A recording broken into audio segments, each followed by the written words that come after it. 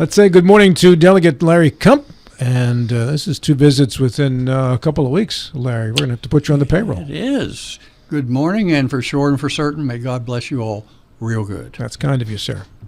Now, Mr. Ben Salango, attorney at law out of Charleston, County Commission president in Kanawha County, was on the program recently. He was talking about needing to toughen up the murder one penalties in the state of West Virginia. Said West Virginia is an outlier. The penalties here are softer because you can be eligible for parole in 15 years, and this creates stress for the victims' families who have to constantly appear at these hearings and fear that this murderer will get out of prison.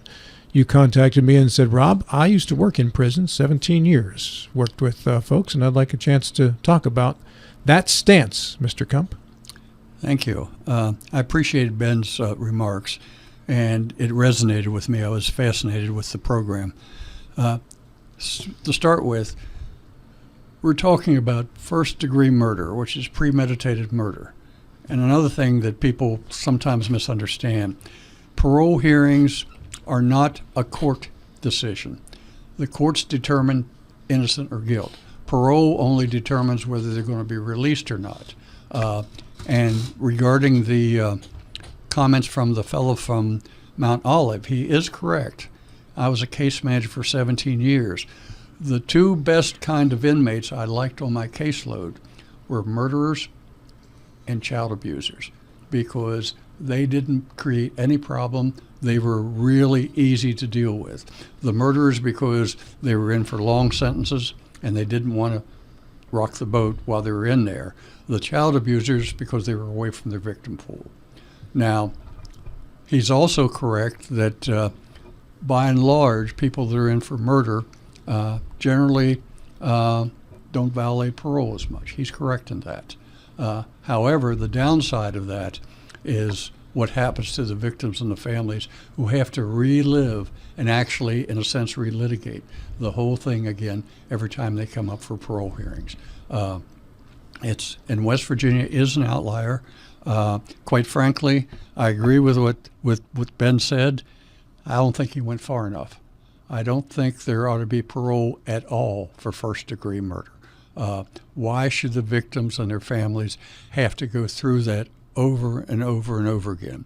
One of the things I did as a case manager, and I sort of volunteered for this because nobody else would do it, I participated in the open parole hearings where the victims could come and in person deal with the inmates in their parole hearings on murder cases. Generally, these were heinous crimes, murder, sometimes rape.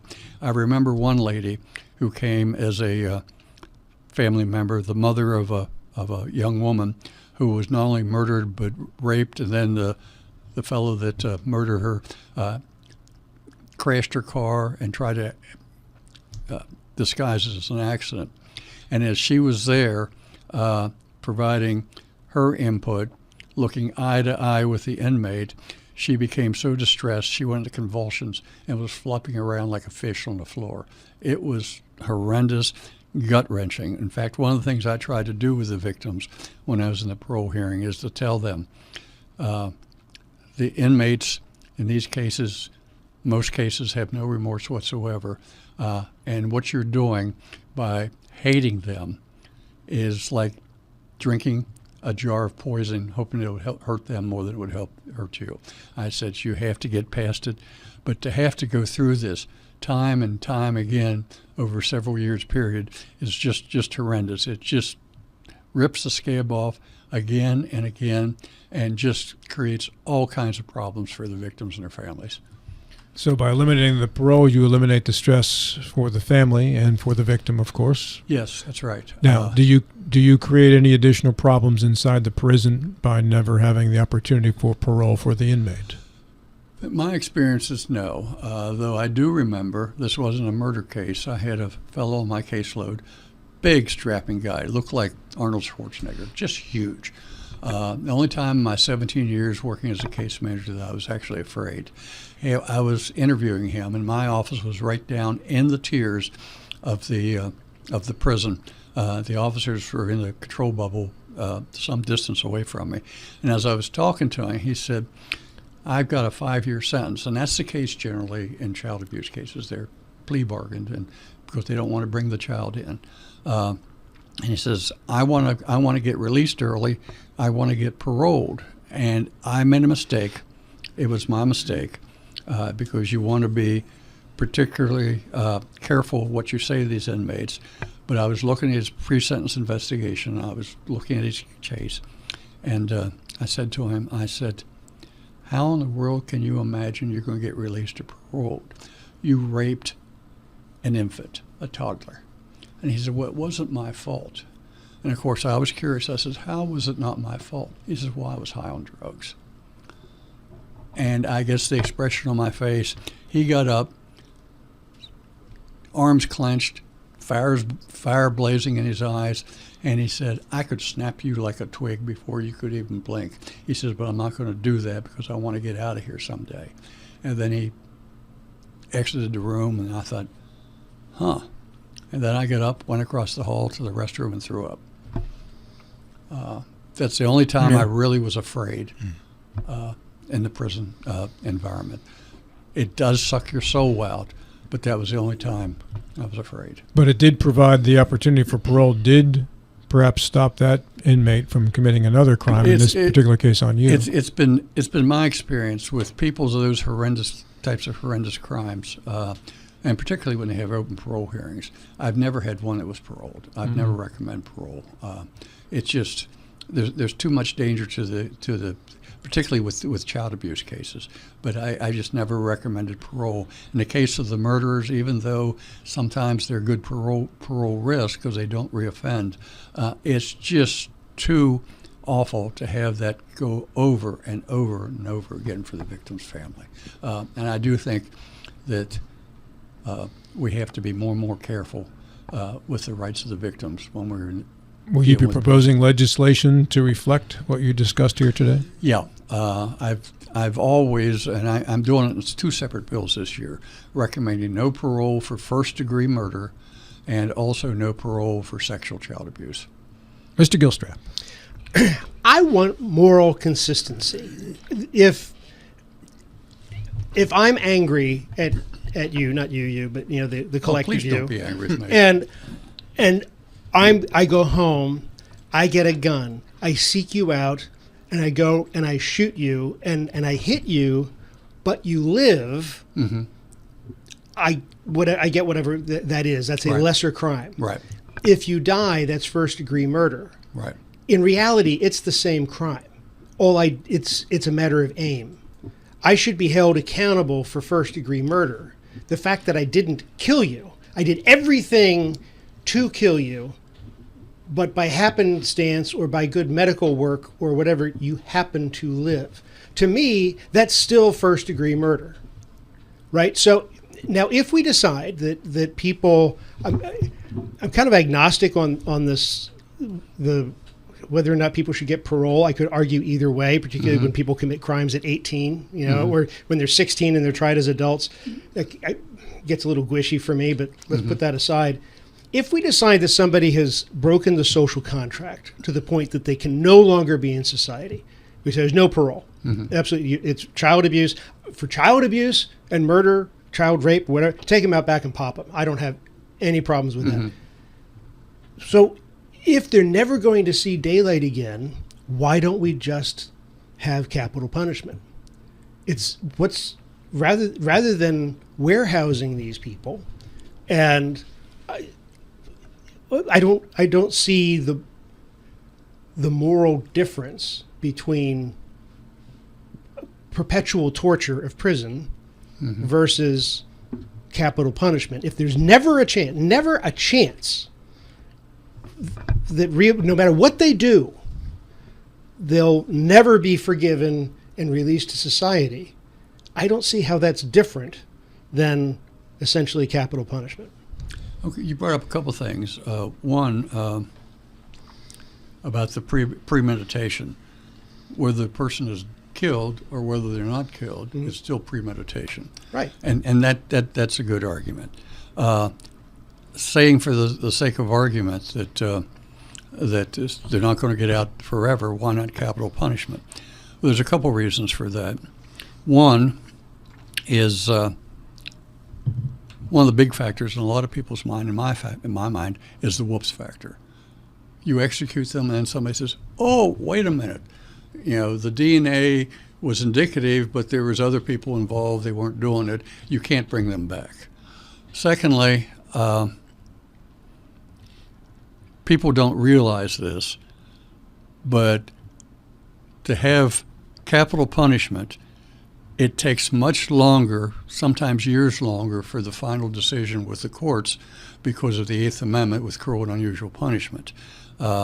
Also, it is less expensive to keep somebody in prison for life than it is to execute them, because with the appeal process, normally it costs millions and millions of dollars that the state has to pay for, not only for the prosecution but for the defense of the inmate.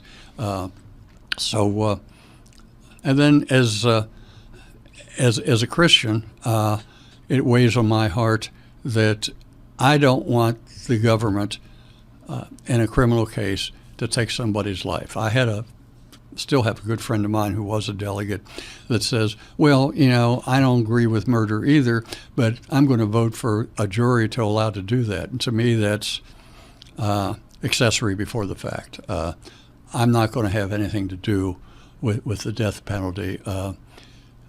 I'm reminded in the scriptures of Stephen, the first martyr, whose name was Saul at the time, held the coats of the people that stoned him. And later Christ appeared to him on the road to Gethsemane and said, "What are you doing?"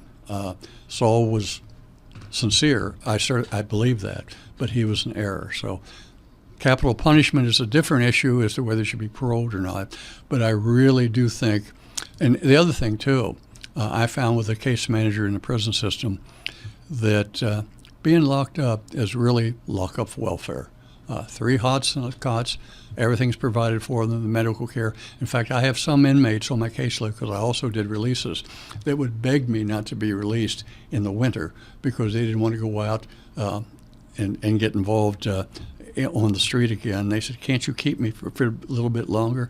And I said, no. And I had one inmate tell me, he says, "Well, how about if I go, when I get released, down to the bus station in Baltimore, I just throw a brick through the liquor store?" He says, "Will I get in prison again?" I said, "Probably. That'll be up to the court, but probably." He said, "Well, can you save my room for me? And can I have the same cellmate that I had before?" I said, "No, it doesn't work that way." Mr. Miller. Take us to a parole hearing, since you have been involved in those. I'm sure most people do not know exactly what goes on and how, in this case, if it's murder one, it would be the family of the victim who then has to go through those processes. And Mr. Salengo obviously talking about the hardship that brings. So to kind of walk us through that. That's a good question. Thank you. One of the things I do disagree with Ben Salengo is I do not agree with virtual hearings. I've been involved when I was in the system. We did virtual hearings for parole hearings of all types, and in many cases, the parole hearing officer would be in their office miles and miles away. And on the other hand, I didn't think it was fair to the inmate. I mean, case managers and the inmates and correctional officers all had to be in the same room. And I remember one case where the parole hearing officer was eating her lunch and eating snacks while she was conducting the parole hearing. And I just thought that was, I just didn't think it was right. In person for things of that nature, that serious nature, is important. But when you go to a parole hearing, of course, the inmates are all anxious. Oh, I'm going to get paroled. I did everything I was supposed to. I went to all the programs. I went to all the education. At some point, when I was as a case manager, they did do away with it after a while. The inmates could even get their college degree for free while they were inmates. They stopped that because the hue and cry. But if you're an inmate, you can be in prison and get your GED. You can really turn your life around. It's difficult because you have to listen to these things over and over and over again when you go to these parole hearings, and it just sears your soul to be a parole hearing officer and then an inmate coming in thinking, "Oh, gee, I got a chance to be paroled." It's just really, really difficult. And for the families, it just breaks my heart to have them have to go through that. Sometimes not once, but sometimes several, over a period of several years every time. And West Virginia is the most lenient of all the states. In fact, as far as incarceration, it came to my attention some years ago that of all the states in the United States, West Virginia has the highest per capita imprisonment of prisoners, and the United States has the highest of all the Western world. Prison system, I'm going a little bit of a tangent here, but I had a couple college students, interns that were doing papers, and they asked me, said, well, what do you think is more important, rehabilitation or punishment? And I said, neither. I said, prison is, you put people in prison because they're too dangerous to be in the public. It's public safety. If you can rehabilitate the inmate, that's fine. To put inmates in for punishment, I think is wrong. We had some problems with some correctional employees. Quite frankly, they said, well, they're inmates. We should be able to do whatever they want to them. Well, even though they're inmates, they should have rights too. And so it's difficult. It just eats your heart away to be working in the prison system. I was there for 17 years. Then I also worked a couple years in the evenings part-time as a group therapist for sex offenders. And it was just difficult. It was difficult. Let me go back to something I brought up earlier and said I wasn't going to go to, but I will. What are your thoughts on the younger offenders, either the 16, 17-year-olds who were tried as adults or as the 19-year-olds who were convicted? The evidence shows that the minds of older adolescents are biologically different. They're not yet fully developed as they're not yet adults, and they can do heinous, horrible things. So after, whether it's 15 years or 30 years or whatever, do you still think that not a chance of parole if they're now adults and their worldview has changed and they've matured, there's no chance to go back and get some of their life back? For first-degree premeditated murder, yes, I agree. But you brought up an excellent point. In fact, I almost think I must have paid you for that question. I did not see any cash changing hands. Nor did I receive any. I should have. I'm sorry, I just lost my train of thought. You were asking, the younger inmates. As I said before, the inmates that I had the least trouble with were the murder cases and the sexual child abuse. The ones we had the most problems with were what we called predatory juveniles. Mostly it was drug involved. And this is not necessarily scientific, but it's my experience. I found there's three kinds of inmates in general. They're the kind of inmates that came in as a young man, because we had men in the prison, not women. But I can tell you some other stories about the women's prison, which will curl your toenails. But they come in and they think, oh my golly, I did something really stupid, and they turn their lives around. And then there's the others, which is a large part of the group, that they're just not emotionally developed yet. And sometimes they'll go into prison several times, and finally they get to be about 30 or 40 years old, and they think, this is stupid. And they change and they turn their lives around. And then there's the third kind that they never changed. In fact, some of them, you look in their eyes and you don't see a soul looking back. It's just, it's really chilling. But it's true. The younger ones, in fact, I had psychologists in our department, they'd sit on the parole hearings too, that told me quite frankly, and the younger people listening to this won't appreciate this, probably not even a little bit, but they said from an adult standpoint, somebody that's under 25 is not emotionally stable. So for the first-degree murderer who is in that early category that you're talking about, who realizes, wow, I did a bad thing, any chance of parole? I don't think so. And the reason I say that is not because of their ability to be a law-abiding citizen afterwards, but because of the agony and the total devastation it does to the victims to go up for parole hearings. Larry, when you worked with many of these folks, were some of them still in denial of their guilt? Yeah, and that brings up, did I pay you for that question too? You actually did on that one. Yes. All right. The sex offenders, particularly the child abusers, generally there's a couple kinds of those. There was those that were in complete denial. They just said, I didn't do it. I didn't do it. They're just embarrassed to even admit to it. And then there's the kinds that realized what they did was wrong, but they knew they had a problem. In fact, I had one that I can talk about. He's deceased now, is on my caseload, that from Boonesboro area, Boonesboro, Maryland, that had a boys marching band. And he would groom some of these boys into his home and would sexually abuse them. And he was also very intelligent, spoke several languages, and so he kept meticulous notes of everything he did. Each one of those boys he offended, he got a 5-year sentence, but they were consecutive, so essentially it was life plus. And he was sitting in my office one day, and I remember his first name was Roger, and I was talking to him about his programming, and he was brilliant. The prison used him for a lot of, I'd call it trustee type things, just brilliant. And he said, I know I'm the best place I can be because I'm too dangerous, because I just can't control myself. He says, there's something wrong with me. And then he started to cry, and he said, I know I'm nothing but a bucket of feces, that God hates me and I'm going to burn in hell. And I said, Roger, I said, your Father in heaven knows their struggles. I said, don't say that about yourself. I said, you're doing the best you can, and it's good that you realize that you're away from your victim pool. But it was just really, really, really sad. And then on the other case, I had inmates that when they're released, and generally they were short-term sentences, from my mind, short-term, 5 years or less, on child abuse, sexual child abuse. And of course, once their time is up, they have to be released. They might have to report in, but they have to be released. One of them, as he walked out the gate, said, little kiddies, here I came, and he laughed maniacally. A couple of weeks later, he snatched a toddler out of the front yard. Unfortunately, they caught him, and he was convicted and came back again. I hope they never release that guy again. I don't know. Still have a problem with capital punishment for that guy? I have a problem with capital punishment, period. Okay. Yeah, that guy should have never been released. Mm-hmm.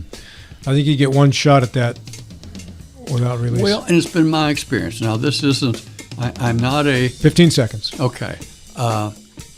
These people, and I've worked with these people therapeutically, these people just never get better.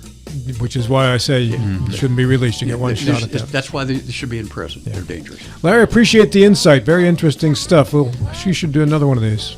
Okay. Yeah, appreciate it. I've got lots of opinions. We got Larry Kump, but only one jacket that you're wearing right now.